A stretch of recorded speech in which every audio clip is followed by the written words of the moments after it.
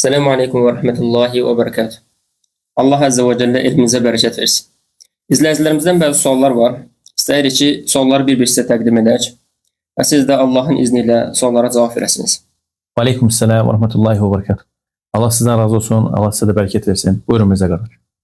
Sual belədir. Rəfiqəmin nişanı qaytarılıb. Əvvəl heç bir problem olmasa da, sonradan əhval-ruhiyyəsi getdikcə dəyişib. Və ətrafındakı hər kəslə, hətta oğlanın qohumları ilə də əlaqəsini kesib. Nişanın qaytarılmasında onları günahlandırır və haqqımı halal etməyəcəm deyir. Bu məsələ dində yer nədir? Bu halda necə davranmaq lazımdır? Bismillahirrahmanirrahim. Elhamdülillahi Rabbil alemin. Sallallahu ala nebiyyina Muhammedin ve ala alihi ve ashabihi ecma'in. Amma ba'd. İlk olarak bilmək lazımdır ki, Allah Subhanahu ve Teala bütün feillerinde hikmet sahibidir. Allah-u Teala'nın hikmeti çok geniştir. Ola bilsin ki, hər hansı bir əməl olur, biz onun bəzi tərəflərini görürük, bilirik, çoxlu tərəflərini görmürük. Bu o demək deyil ki, biz bu məsələlərin hamısını bilək. Çünki Allah-u Teala'nın gizli-gizli yüzlərlə hikmətləri vardır. Bu birinci məsələ. Yəni Allah-u Teala feillərində hikmət sahibidir. İkinci məsələ bilmək lazımdır ki, İstərsə bu sualın sahibi və digər müsəlmanlar hər hansı bir işi istəyiriksə olsun, bu olmursa, mütləq ki orada bizim üçün xeyir var. Mütləq ki orada bizim üçün nədir? Xeyir var, yüzlərlə. Uca Rabbimiz öz kərim olan kitabında buyurur ki, Asa ən təkrahu şeyən və huvə xayrun ləkum və asa ən tuhibbu şeyən və huvə şərrun ləkum Vallahu ya'lemu və entum la ta'lemun.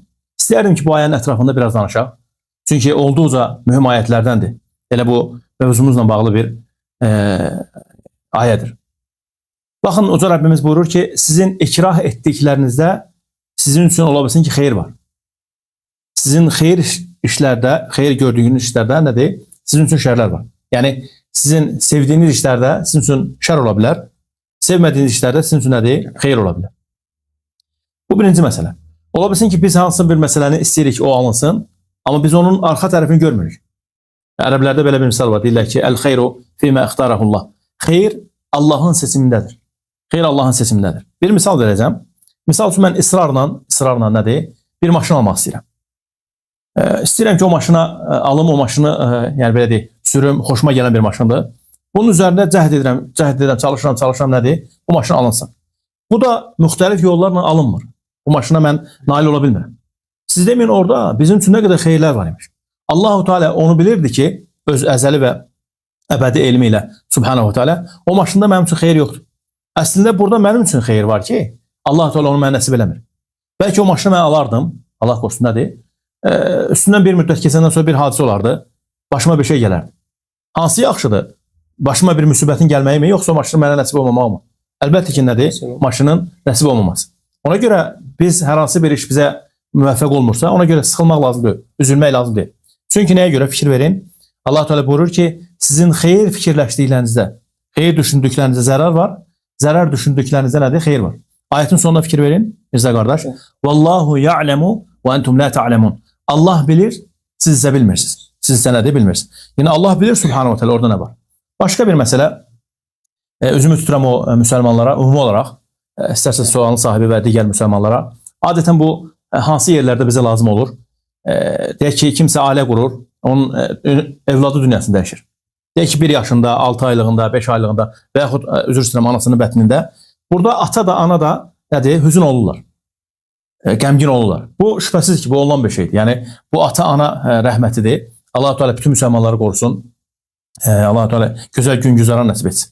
Həmin vaxt fikirləşmək lazım nəyi? Mən sizə bir misal verəcəm. Allahın izi ilə ümid edirəm ki, bu misaldan sonra hər şey aydın olacaq. Yəni, biraz önce dediyim kimi, bu ata üçün, ana üçün sinə dağıdır bəlkə. Ürək dağıdır ki, evladı dünyasını dəyişir, gözünün qabağında. Düzdür. Lakin bilmək lazımdır ki, düşünün ki, o uşaq dünyaya gəldi, boya başa çatdı və nədir? Allah qorusun, bu dünyanı elə yaşadı ki, yaşayarkən. Uşaqdır, bilmək olmur. Valideyn çalışır ki, uşaq salih uşaq olsun. Salih olmadı. Deyək ki, Allah qorusun, şirk üzərində Allaha qovuşdu. Şirk üzərində dünyasını dəyişdi. Sizcə, həmin o valideynlər hansına razı olardı? Ata və ana.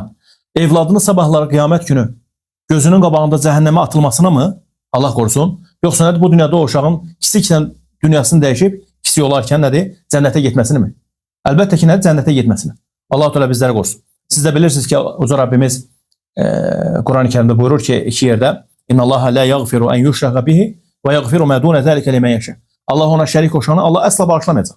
Siz düşünün ki, Allah qorusun, həmin o uşaq dünyaya gəlirdi, sonra nədir? Şirk üzərində dünyadan köçürdü. Və bunu Allah Teala onu bağışlamayacaq. Və bu ata ana üçün qiyamət günü necə olacaq? Allah qorusun. Hansı yaxşı olardı? Düzdür. Üzr istəyirəm. Bu hər bir valideyn üçün ağır bir məsələdir.